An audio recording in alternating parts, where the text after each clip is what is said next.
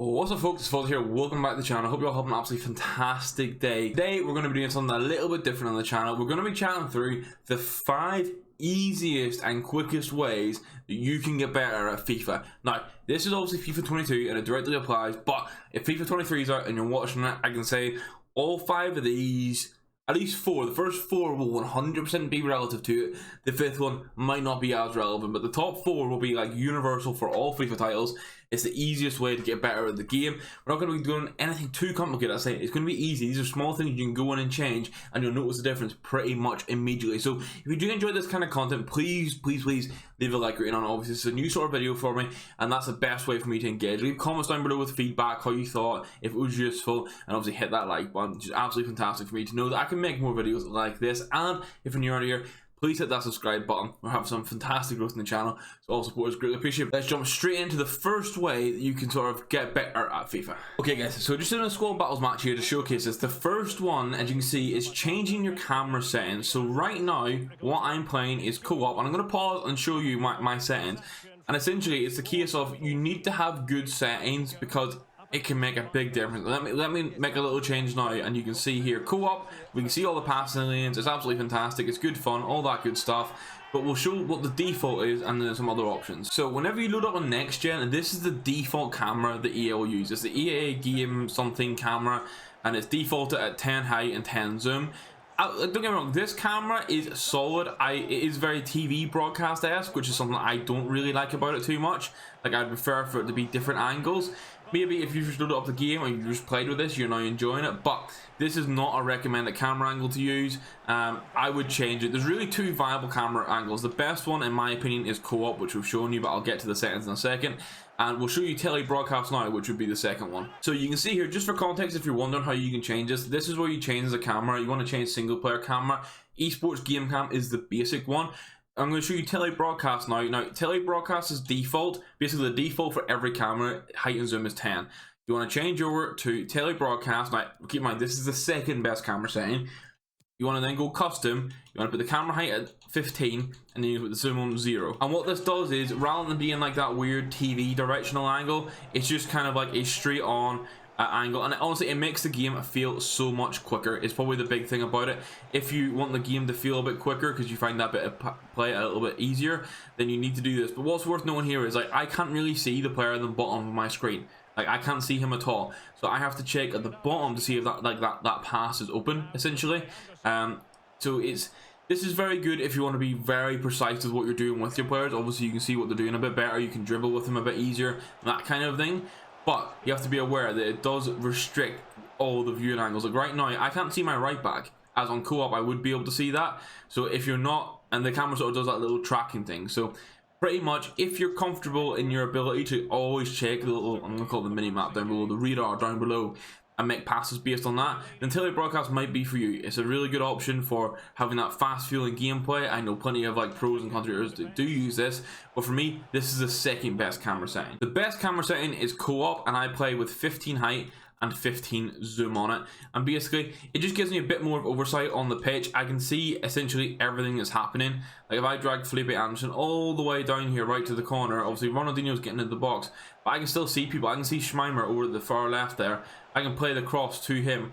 It just gives me a lot more vision. It overall just gives you a lot more vision across the game. So this is the first step of how to get better at FIFA, because honestly, being able to see things easier or having just a better viewpoint on the game will make you play better. Please change from that default camera to at least co-op or tele broadcast. The second way you can get better at FIFA is by utilizing custom tactics. Now, I know some people have been playing FIFA for a long time. You might be watching this video and be like, oh, you know what? It's not for me. This video is, this element specifically, is tailored for the newer people, or maybe the people that have been playing for a long time but haven't really cared about like grinding the ranks. But I know damn right, like from my own experience, that people aren't obviously aware of custom tactics. Whenever you're building a squad, like most people just pick the formation, put the players in, and they don't press this left trigger to see what's up with the squad actions. Like no one really bothers for that. Maybe to change formation, that's about it.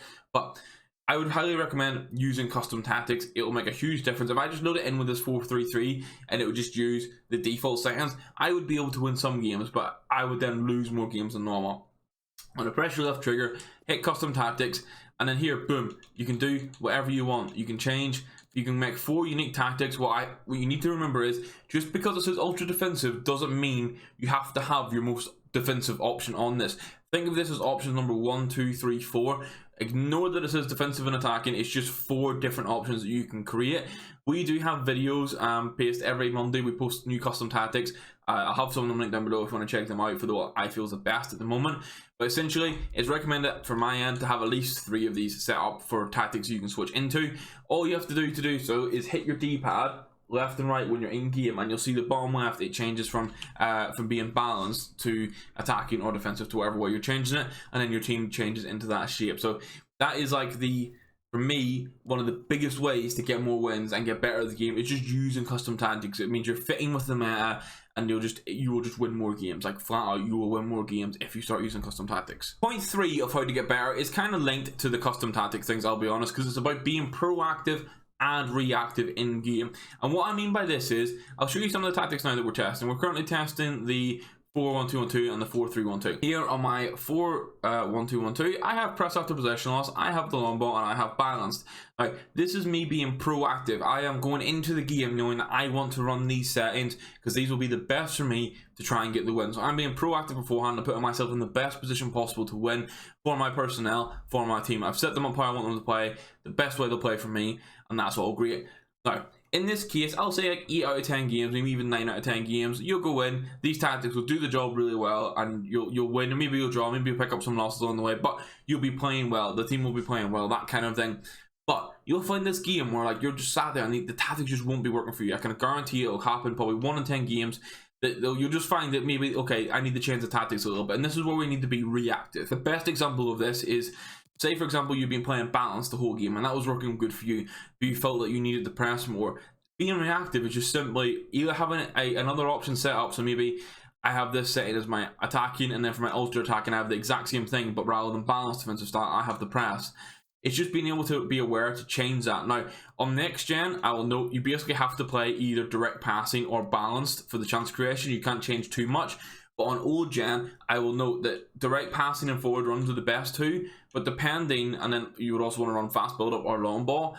But you need to be reactive in games, because if you played long ball and forward runs with a press, you can play the first half, but like maybe it's not working well for you, or the opponent has started to counter it for you. That's when you need to be aware of, okay, well my forward runs aren't working anymore, but let's do a fast build up and direct passing, because we know that works. It's another alternative and it mixes things up. So that's point 3. It's just kind of like playing through the game and being a bit more aware of what's happening, not just sticking with the one tactic, being like, I have to run this 24/7 every single game. Just be aware, actually analyze the game whilst you're playing to be able to like identify what's working. You don't have to be a high tier player to be able to do this. You'll be able just to tell, like if you're a fan of football or just even the football games, you'll be aware of what's working and what's not working. Just being told just like that is the 3rd way that you can get better at FIFA. Okay guys, and the 4th way to get better at FIFA is having a strong mentality and not tilting. I know, again, some of these might be obvious to you, or some of them may be like, oh, it's not going to make much of a big difference, but trust me, having that strong mentality and not tilting in game will make an absolutely huge difference to how you play, especially when it comes to FUT Champs, playoffs, and the finals. Because it can be very easy. Maybe you start 3-0. Maybe you're having a good time. You're 3-0, and all of a sudden you find yourself 3-3 in playoffs, and you're stressed and you're getting agitated. You're not going to make good decisions. Like your decision making does get worse. That is across the board in life. When you're agitated, when you're frustrated, decision making quality drops. So it's being aware of that. And although maybe the game's going against you a little bit, it's like there's multiple ways you can do it. You can either just take a break. Like if you just know, okay, I'm getting frustrated at this game, I'm not playing as well, I'm just going to do something else for, even if it's only 10 minutes, or maybe you want to take a big break, but even just taking 10 minutes, go outside, get a drink, like just chill yourself out a little bit. Like at the end of the day, it's a game. I will sweat some games, I will get frustrated at the game, but at the end of the day, it's a game. It doesn't matter that much. Like it's just, maybe you're pushing for your big rank, it's not worked out for you, there's always the next week.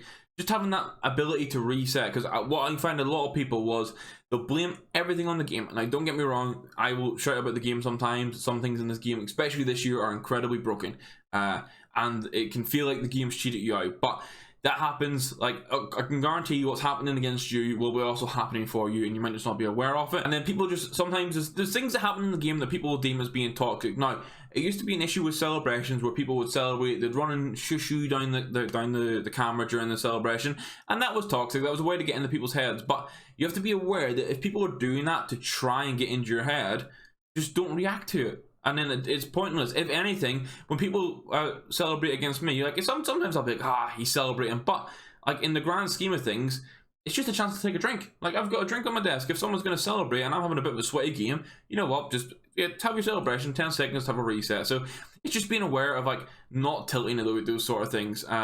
And just having that bit of mental awareness, and it will make a huge difference on you being able to have a mental reset. I've got the stage now where I can just take 2 minutes before I load into another game, and I'll be able to pretty much mental reset. There'll maybe a little bit of frustration might carry, but it's going to be nowhere near as bad if I just kept loading in instantly to it. So that will this will make you better at FIFA. Like if you could have that awareness and not tilt, hold a strong mental, you will get better at the game. You will overall have better records, better runs in FUT Champs and whatnot. And the final way to improve in FIFA, and this one's going to be a bit more tailored to FIFA 22, is improving your attacking style. Now, I was going to have a defensive segment on this, and we can touch it a little bit in the attacking style, but I want to focus on attacking first. And the reason for that is, if you play on old generation, there will be some defending you need to do yourself. It's not going to be as overpowered. But on next gen, the AI defending is incredibly strong. So what you need to actually focus on instead of getting good defensively is how you can get good attacking wise,